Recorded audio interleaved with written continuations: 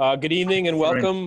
This is the April 13th, 2020, 6 p.m. regularly scheduled school committee meeting. I will call the meeting to order at 6 o'clock. This meeting is being held remotely in accordance with the Governor of Massachusetts, March 12th, 2020, order suspending certain provisions of the Open Meeting Law, Mass General Law, Chapter 30A, Section 20. And then I'm just going to read this one other, confirming member access as a preliminary matter. This is Greg Thompson, chair of the school committee. Permit me to confirm that all members and persons, now I just lost it.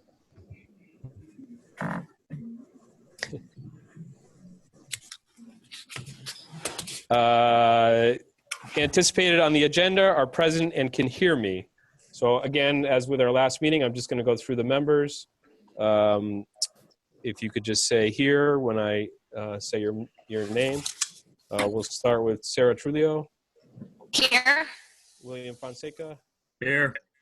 Antonella Rochilla. Here. Rich Ficero. Here. Superintendent Gordon Smith. Here. Assistant Superintendent Pamela Blair. Here. Sophia Iacobucci for town student rep, thank you. And Kathy Saletti, recording secretary. Here. And Heather Brown, director of curriculum and instruction. Here. Okay, everybody's in. All right, we're going to start off with our first agenda item. It's approval of minutes for March 9th. If I could have a motion. I make a motion to approve the March 9th, 2020 regular session meeting minutes. Motion has been made. Second. Seconded by Bill. Any discussion? Hearing none, all those in favor, please say aye. Aye. Aye. Those opposed, nay. That carries 5-0. And one more set of minutes for approval. Move to approve the March 9th, 2020 executive session meeting minutes. Motion's been made I will second. and seconded. Any discussion? Hearing none, all those in favor, please say aye. Aye. Aye. Those opposed, nay. That carries 5-0 as well. We didn't discuss this, but are we going to do committee and subcommittee communications? Everybody prepared for that? You can do that. That would be where Ryan, if we have anybody from the public that is raising their hand, Ryan would facilitate that they're able to come in. Do you have anyone from the public, Ryan, that's in? You know? As of right now, there is no one raising their hand, so. Okay, thank you, sir. Anyone in the committee have communications? No? Everybody's well? Okay, we'll move right along then. We have superintendent's report, an update on East Long Meadow Public Schools outreach and operations during closure for COVID-19. Gordon. Okay, so thank you. Just to give you an idea of where we are currently, really, PLPS jumped into remote learning incredibly enthusiastically and had things up and running in some type of structured way starting on March 18th. Friday, March 13th, we made the decision to close. There was limited and sporadic outreach on the Monday and Tuesday of that week. Wednesday, which was supposed to be our in-person professional development day, we actually kicked off 15 meetings/workshops and really started to put together what our remote outreach to our students and families could look like. And then that continued through Thursday and Friday of that week into the next week. As the commissioner a few weeks ago now provided more recommendations as to what school districts could do for remote learning and outreach, we started to refine what we were doing, and our schools started to meet both at the grade level, department head level, full school level, and put together schedules that now hopefully make it much more organized and understandable for all of our families. So parents, students know when assignments are coming on what specific days during the week, when classes will be meeting, say in a live meeting such as Google Hangouts or Zoom, as well as when there might be posted videos and so forth. And this has been going on for the last 2 weeks. And now moving toward a recognized break, both in our calendar, coming up at the end of this week. And I think families and staff might at that point actually be desiring a break as we approach Friday, given that this is a whole new way to operate. And I think it does put some different stress on staff and families, although I think overwhelmingly our outreach and what we're doing has been positive and hopefully has provided a boost to students and families, keeping the connection going.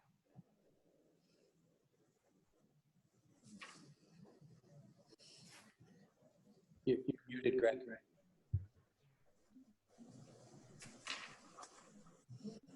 Okay, thanks, Gordon. Just to reiterate, from a parent's perspective and a school committee perspective, the students are engaged. They're home learning now. The staff has done a fantastic job at adapting how they're instructing the students. It's been a fully supportive endeavor, and it's been good to see how quickly East Long Meadow Public Schools have stepped up to the challenge of this endeavor.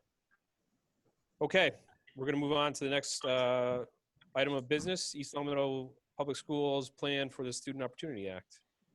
Okay, so I'm going to invite Mrs. Brown to step into this presentation as well. But just to give you some background, in your packet you have a student opportunity plan for the East Long Meadow Public Schools. And what this is a plan that comes through the recently passed Student Opportunity Act that was looking at bringing into I guess, being, if you will, the reforms and changes, revisions to the foundation budget formula that had been recommended by the Foundation Budget Committee a number of years ago, to start looking at how we do a better job funding districts, probably specifically with special education costs, but also making it more equitable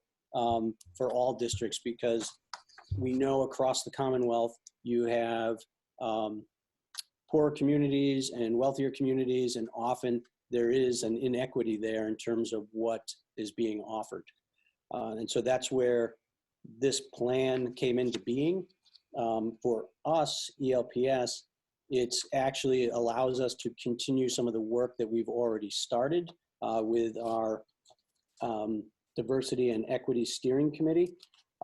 We were not one of the districts that received a huge amount of funding through the Student Opportunity Act. Our Chapter 70 increased by just a little under $80,000.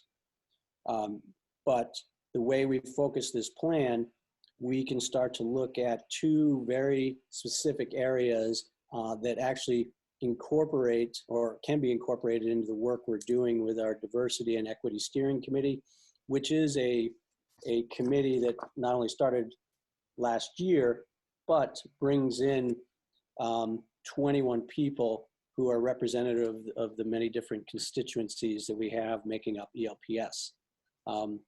With that introduction, I'll hand off to Mrs. Brown, who has been working on the nuts and bolts of this plan and probably can walk us through more specifically. Okay, thank you for the introduction. So the Student Opportunity Plan requires us to identify groups of students who will require focused support. And so while we can utilize our MCAS data and other data points, when we were going through the equity and the equity audit with, we hired the Center for Educational Leadership, Center for Equity and Educational Leadership to help us with that audit.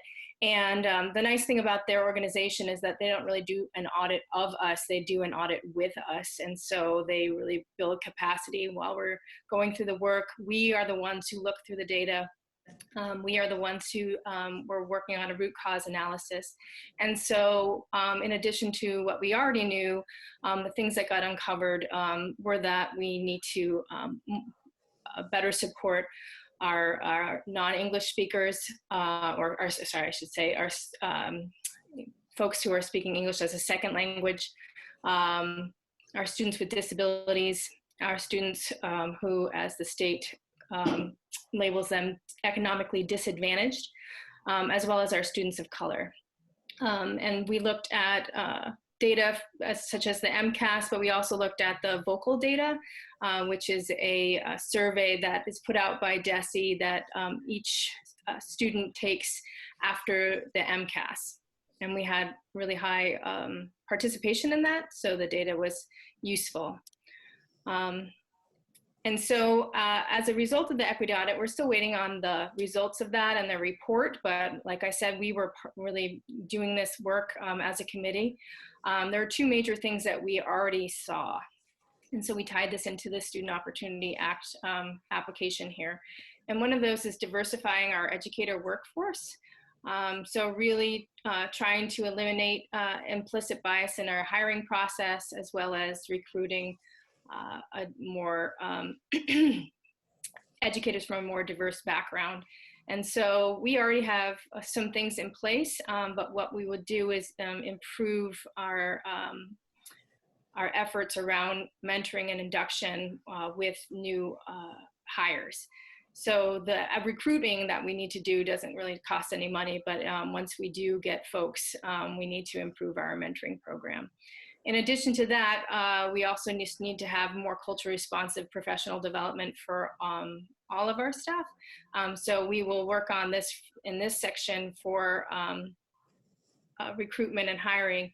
And then in general, we'll also work on culturally responsive professional development with the NCCJ, this National Council for Community Justice, who we've been working with in the past, both with our youth and with our teachers.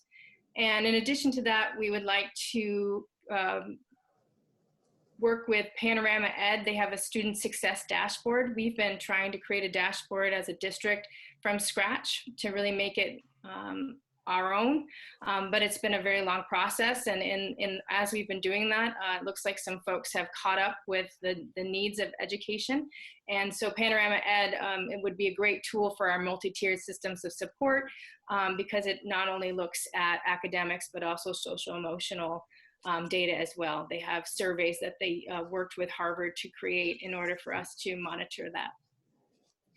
And then the Department of Education also requires us to have certain metrics that we're going to use to monitor success. And so some of these are ones that we've used in the past that are tied to our accountability data. Our ELA and mathematics mean student growth percentile, the percentage of our 11th and 12th graders who are completing advanced coursework, our high school completion rate, and results from district and building climate and learning survey results, as well as the results from the vocal survey that will come out next year.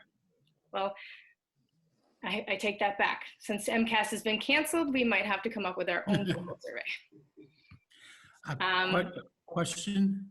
Yes. Where is this $70,000 coming from? Is this over and above our budget? So that's a great question. Given that through the Student Opportunity Act, we were not a district that received an incredible amount of additional funding. We actually, our whole Chapter 70 only increased about $79,000, $80,000. So one of the things that as we started to explore the different possibilities that DESE was recommending, we realized that the work we're doing with our Diversity and Equity Steering Committee lends itself to a couple different areas that DESE was recommending that districts look at with their student opportunity plans. So this is funding that we have already thought about in terms of utilizing different grants, utilizing our professional development budget, and probably changing up at least one, if not both, of our professional development days at the district level so that we can break out some of these workshops what we found was we did have NCCJ participate in our first full professional development day, and they got an incredibly positive response. And I know that Sophia has worked with them not only in our work with the Equity and Diversity Steering Committee, but also she's done some training. And we had a group of students, Sophia being one of them, who were ready to present at our March 18th Professional Development Day. But unfortunately, we were then into the closure due to COVID-19. So we are making great achievements with this steering committee, and we were really ready to go. It worked that we could use this same work to then put it forth as a part of our student opportunity plan. That answer your question, Mr. Joe? I guess, so the money. You're muted. So the money is coming from the state? No, the money is money that's already set up in our level services budget. Okay. So it's what we had to do for this plan was to identify a budget. However, even if we were not submitting the student opportunity plan to DESE, we would be doing a lot of the same work. We're just Right. structuring it now through the student opportunity plan and utilizing the same budget sources that we had planned on using as we started to develop the budget beginning this fall.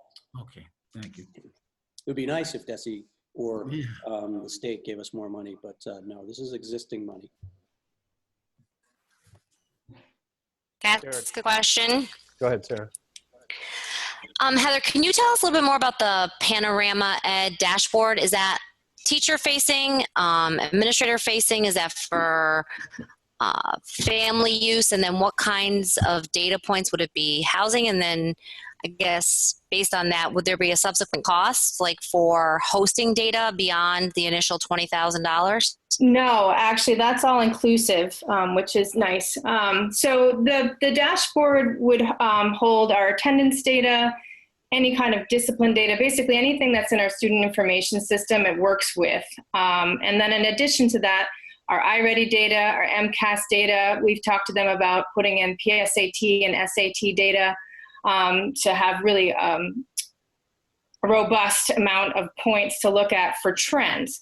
But then it's also very useful at the school level because they have an MTSS monitoring system where students can be easily identified with a color coding system based on both academic behavior and social emotional, but you can actually set up interventions and monitor those interventions. And so I know at a lot of the schools right now, they have teams of folks working together with different students, and they're creating these amazing but cumbersome spreadsheets to try to keep track and make sure that we're monitoring progress and we're not letting kids fall behind. And so this would be a tool that frankly wouldn't cost much more than what we're paying the consultant to help us design a dashboard.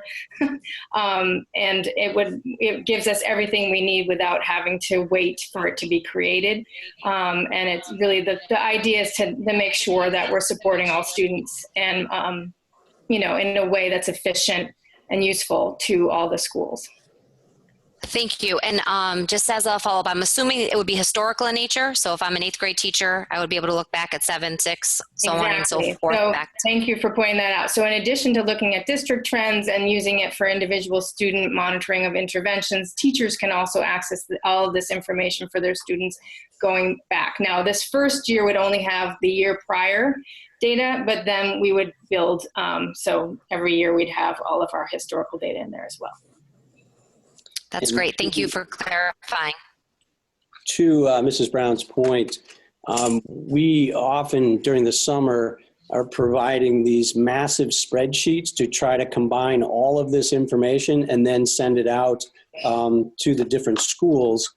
And I think that the administrators are looking at it, but it becomes so cumbersome that even though we've been sharing these massive spreadsheets with teachers, they're not really utilizing them because it's just so comprehensive that it's challenging to maneuver. It's challenging and people get frustrated when they can't find something immediately.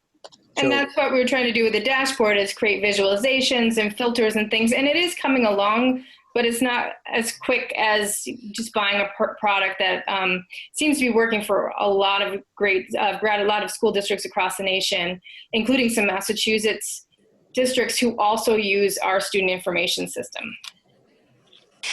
And sorry, last question. How would the information feed into the system? Would it be manual from the educators inputting it, or would it feed directly from the systems that you were just describing?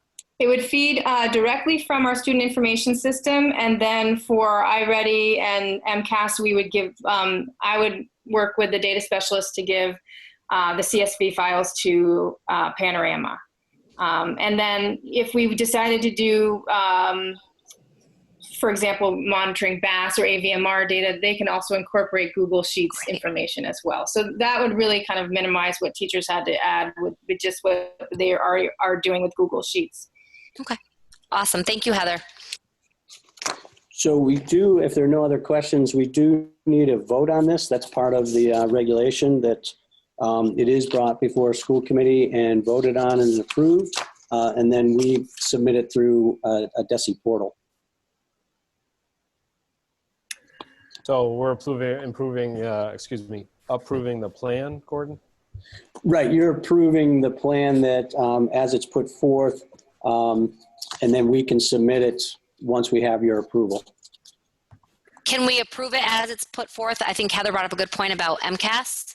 And since that's in there right now, or does that not make a difference? No, I think you can approve it, because even though MCAS right now has been potentially waived and they're still working on the competency determination, this is going for future years. I believe it's through 2023. And some districts have already submitted theirs with this information in there before all of this happened. Thank you. If they got school committee approval. All right, I'll take a stab at this. Move to approve the ELPS plan for the Student Opportunity Act. I would just add to your motion, Bill, from 2021 to 2023. Okay, that sounds good. From 2021 to 2023. Thank you, Bill. Motion has been made Second? and seconded by Sarah. Further discussion? Hearing none, all those in favor, please say aye. Aye. Aye. Aye. Those opposed, nay. That carries 5-0. Thank you.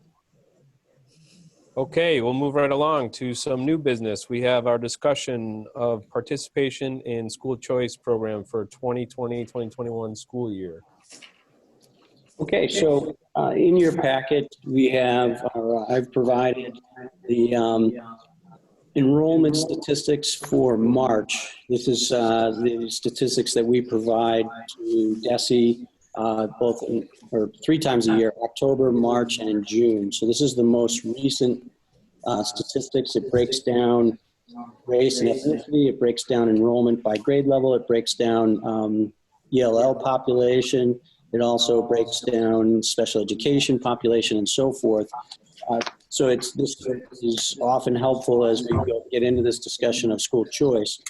Currently, we do have students that come to us from the Springfield Public Schools through the MECO program, but we have not participated in the school choice program probably for at least 12, if not 15 years. I think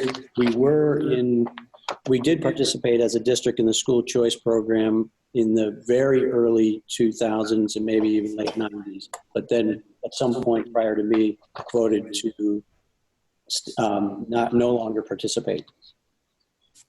In talking with the leadership team, I think not only was it unanimous that we all feel that there is benefit to participating in school choice, first and foremost. Some of the things we were just talking about with our student opportunity plan. Our enrollment statistics are changing. Adding diversity, adding perspective always is a positive thing. In other areas, thinking back to the executive session that we just had, with school choice, you do get additional funding. Most districts around us that participate use this as a revolving account. And so they use it similar to, say, the way we would use the transportation revolving account or the athletic revolving account. We don't look to have the revolving account fully support any one area of the budget. We looked for it to offset and help us in certain situations. Long Meadow currently participates in this program and has 33 students, ranging from grade 1 all the way through grade 11. They use their revolving account generally as a reserve. They may, in a given budget development year, say we will take X amount of dollars to help offset their level services.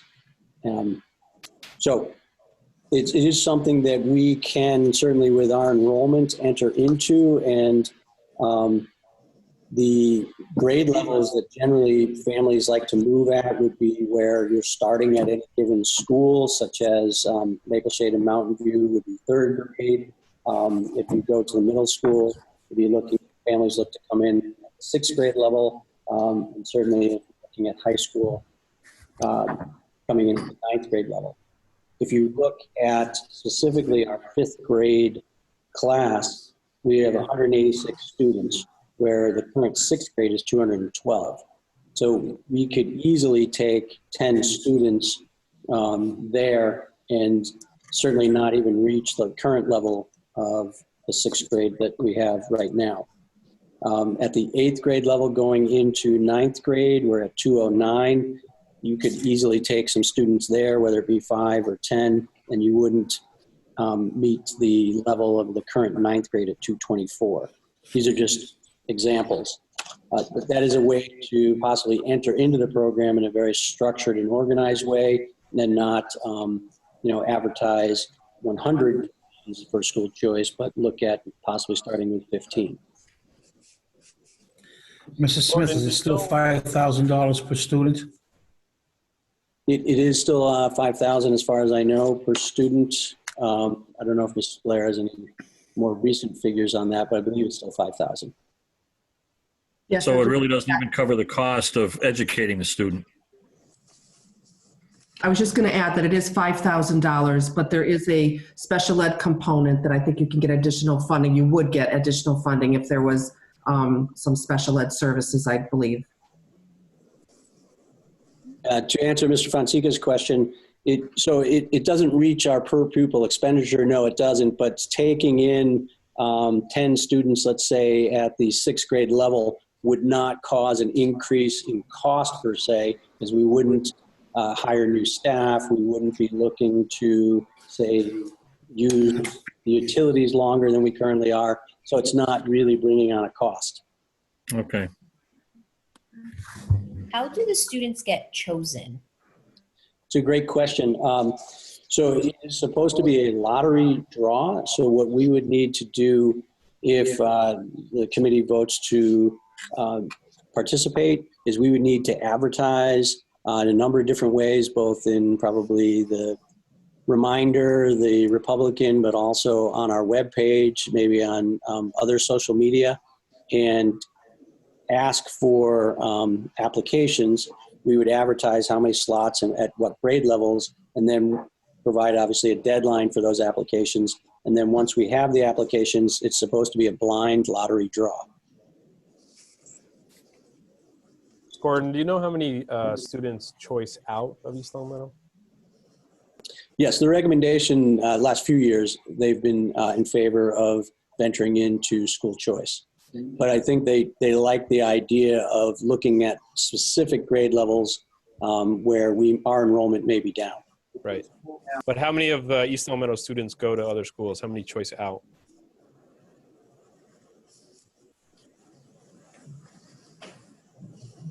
Rich is talking. Rich, you're on mute. I can't hear Rich, you're on mute.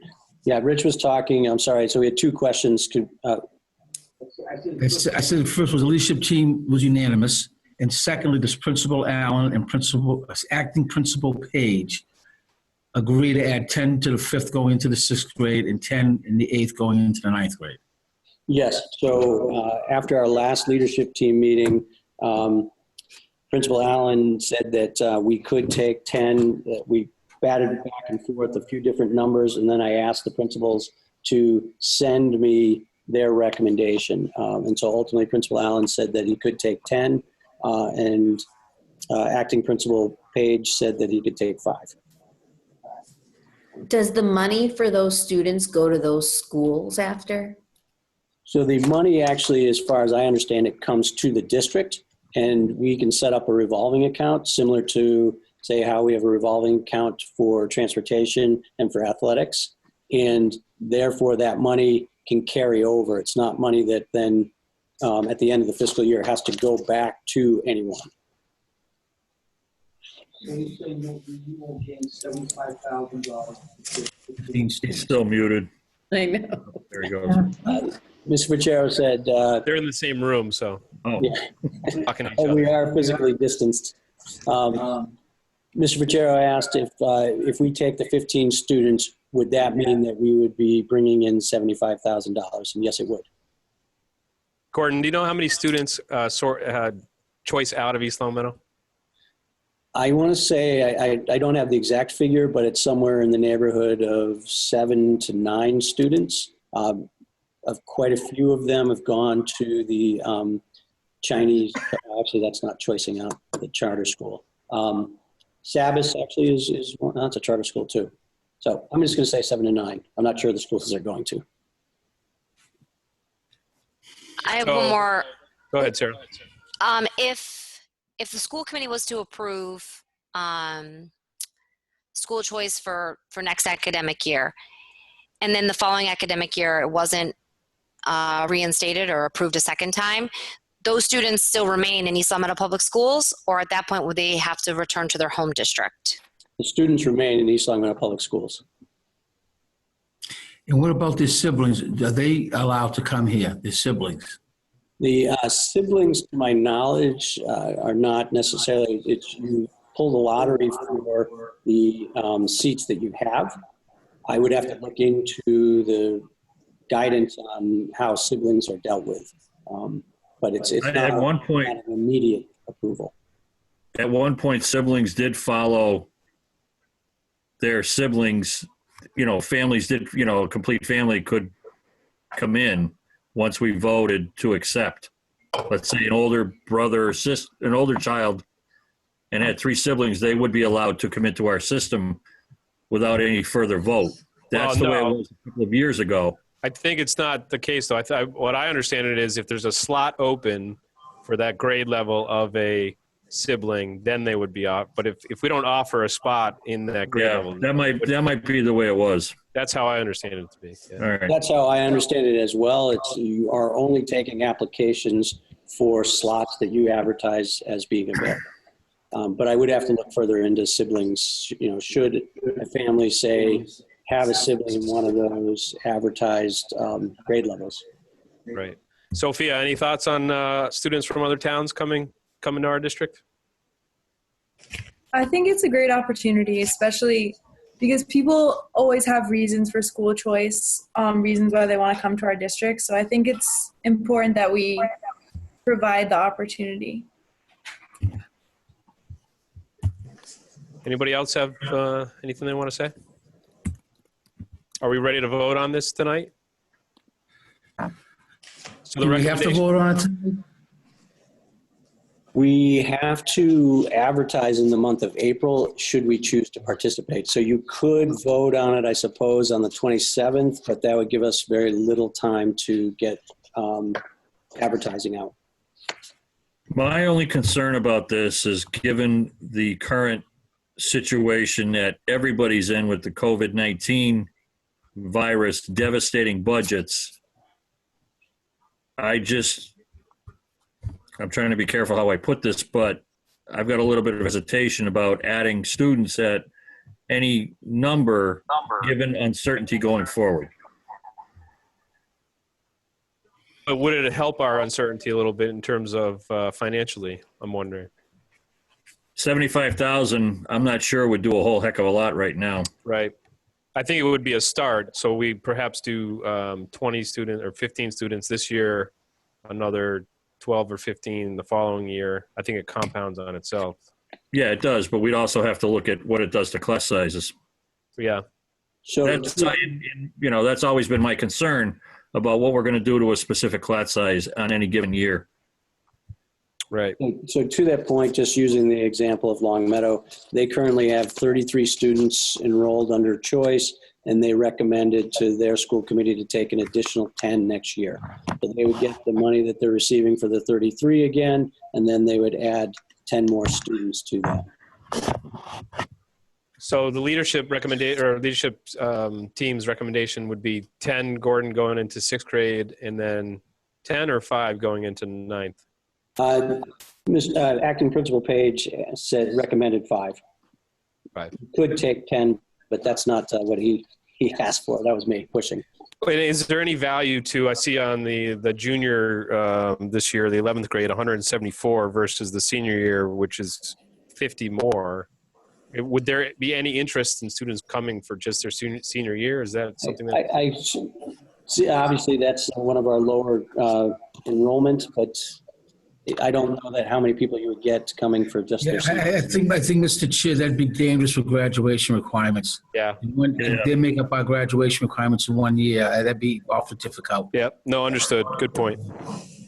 I also worry about the grades that we're selecting. I mean, going into 6th grade and going into 9th grade, those are some challenging years from a social and emotional standpoint. And you're also talking about groups of students who have been together for quite a long period of time, and what that transition might look like and feel like for a very small subset, kind of coming into a large established group. Just something that also kind of is resonating with me right now.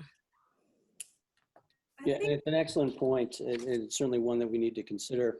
The reason that we did not recommend 2 going into 3 was because that's actually one of our larger classes at 193. If you remember a few years ago, that was a very large kindergarten class. And that's when we added actually an additional kindergarten teacher. Oh yeah, sorry. Go ahead. I think the 6th and the 9th grade, while age-wise, like they're both kind of involve big transitions, I think that is also helpful because everybody is going into into the new school. So I think that might actually make the transition easier because you're doing it with everybody else, if that makes any sense. Because when you're going into 6th grade, you're going into the Birchland, and then into 9th grade, into the high school. Especially for our 6th graders, because they come from 2 different schools. So they're being, half their class is new to them. Right. Okay, any other discussion? I'm always been philosophically against school choice, but our leadership team, I just want to hear one more time, Mr. Smith, voted unanimously to take school choice. Okay. I'm in the same boat as Rich. I get it, but it's the leadership team that is really pushing for this. Then I understand. All right, let's get a vote on this. We've got 10 going into 6, 5 going into 9th. Yeah, I know. Yes, no, maybe so. What? Me? I don't know. Oh, are you asking? Oh, I thought you were asking. He didn't hear you, Greg. What do you need, a motion, Greg? I need a motion, please. Oh, I can't make a motion. I can't make a motion. Antonella, help me out here. All right, hold on a minute.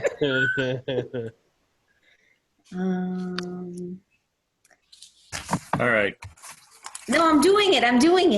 Okay. All right, I'd like to make a motion to approve the participation of school choice program for the 2020-2021 school year And then you gotta specify the grades and slots. for grades 6 and 9. You have to 10 specify spots. slots. In 6, Any 5, grade. and 9. For 10 slots in grade 6 and 5 slots in grade 9. That was perfect, Antonella. Thank you so much. That was good. Where to come through, Antonella? We have a motion on the floor. Do I have a second? Oh, this is funny. I'm going to second it out of necessity just so we can get this thing going. Any other discussion? All those in favor, please say aye. Aye. All those Aye. opposed? That's all those opposed, please say nay. Nay. Nay. Motion carries 3-2, right? Can you just put your hands up if you had an aye? I thought the motion got defeated 3-2. What'd you vote, Rich? I voted yes. And so did Antonella. So did I. It carries 3-2 because the motion has to be made in the positive. That's what we did. Yeah. Okay? Everybody good with that? Motion carries 3-2. Okay, thank you. Good discussion on that. Tough vote. We will get into advertising. Thank you. Okay. All right, we're going to move forward then. We have a discussion of the April vacation. So I alluded to this as I provided the update. Our teachers and families have been working in our remote learning and with our outreach pretty much since that first week, right around March 18th through to today.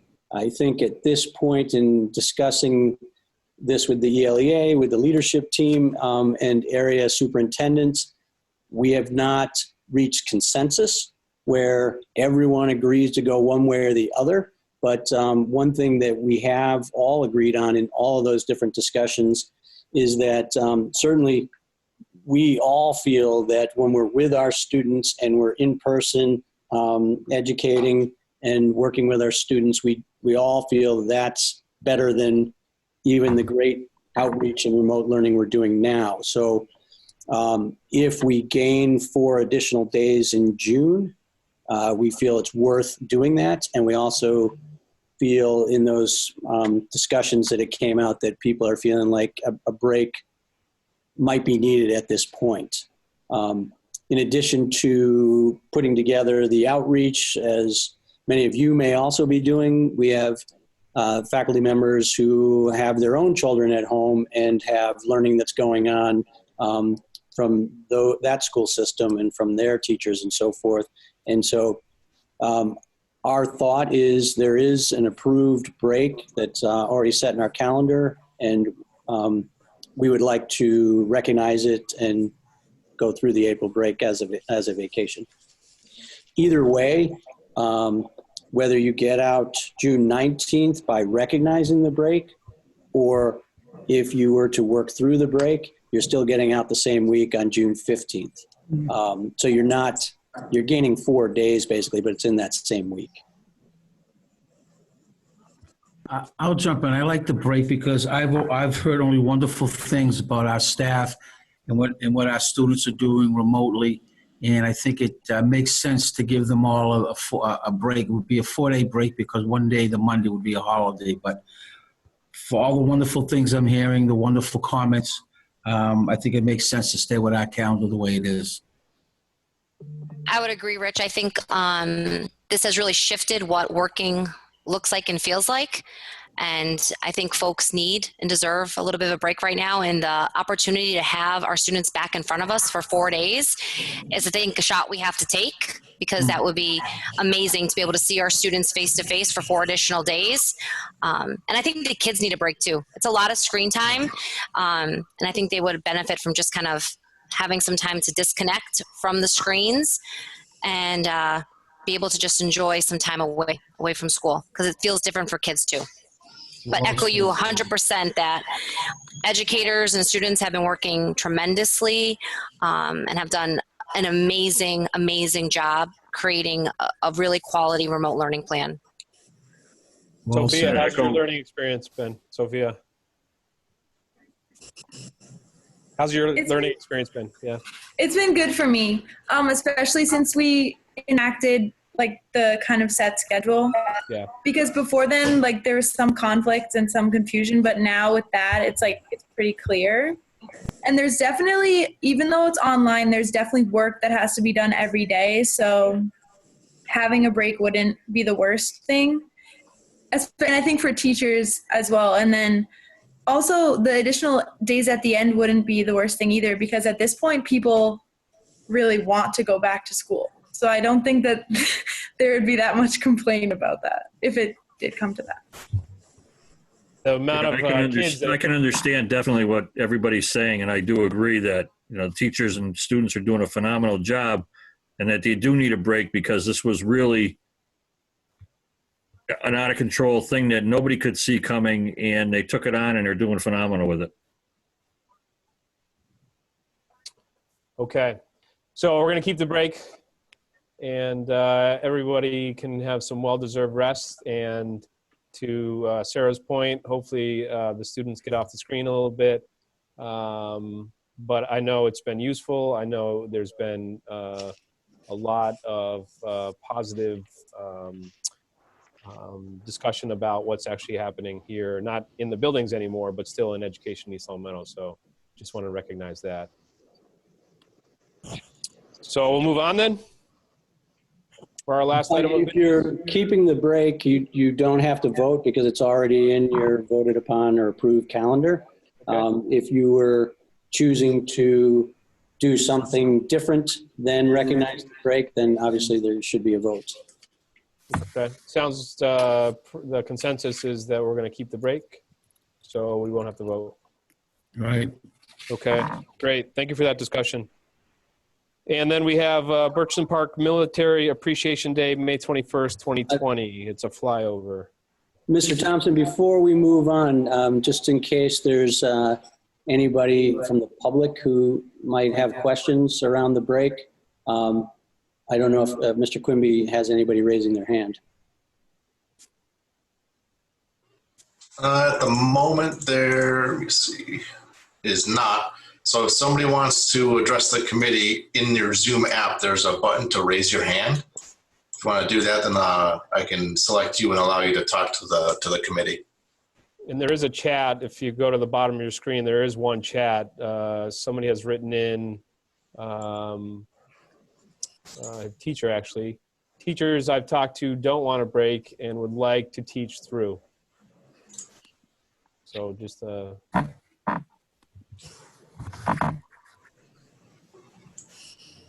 any other discussion?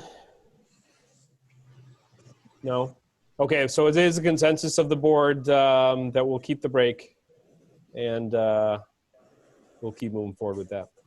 Okay, thank you. All right, and then we will go to the flyover at Birchland Park, May 21st. So this is something that was in the planning prior to obviously the closure due to COVID-19.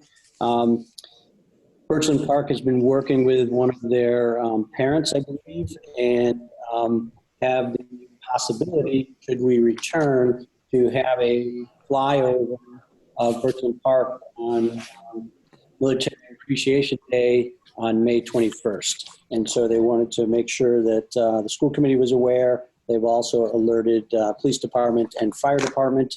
And this is something certainly that you can vote on and support as well. Yeah, that seems pretty neat. I know the family that's coordinating it. It sounds like a lot of work to put it together. Hopefully we are back to school. And then maybe we can even put out word to the town that it'll be happening so they can look to the sky. I'm sure we can see it from most of the town. So maybe we want to put it out. And even if school's not in, I don't know if they would still do it. Do we know, Gordon, if they would? We can certainly check. Absolutely. I had checked with Principal Allen to make sure that he still wanted it on this agenda, given that we were closed at the moment. And although we're all hoping to be back on May 4th, that's not set in stone at the moment. So we will certainly check with them. Is that something that we can continue even if we were operating remotely? Right. It might be a really good morale booster if we're still Sure. out. Yeah, if it's possible. I know it's a complicated endeavor. All right, so we'll entertain a motion to approve that, please. I'll make a motion to approve the Birchland Park Military Appreciation Day, May 21st, 2020, which includes the USAF flyover. Motion has been made, I'll second. seconded by Mr. Fonseca. Any further discussion?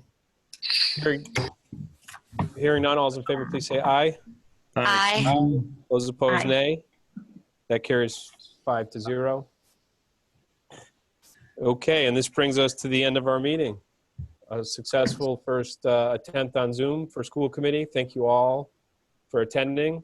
For all those listening, it looks like we have a good amount of people listening live, and I know this will be out in the future on LCAT. We as a school committee, as a district, as a staff, we're all in this together, and we appreciate all the work that this whole community has put forth in this endeavor. So we're in good shape as a town. We want to ensure you of that. We're in good hands with the administrative staff, and we will keep doing the business of the town, and we will get through this. Mr. Townsend, one question. We do have on our agenda an executive session if needed. Is that something we feel will be needed, or are we moving to adjournment? I think we're going to go to executive session, actually. Okay. Okay. So We are?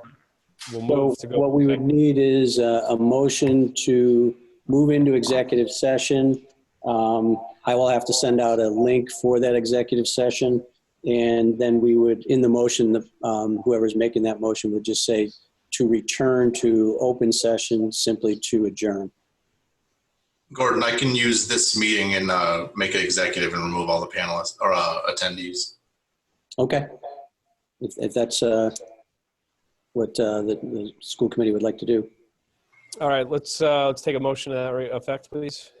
I'll move that the committee go into executive session in accordance with Chapter 39, Section 23B, to discuss strategy regarding union and non-union personnel, to return to open session to adjourn only.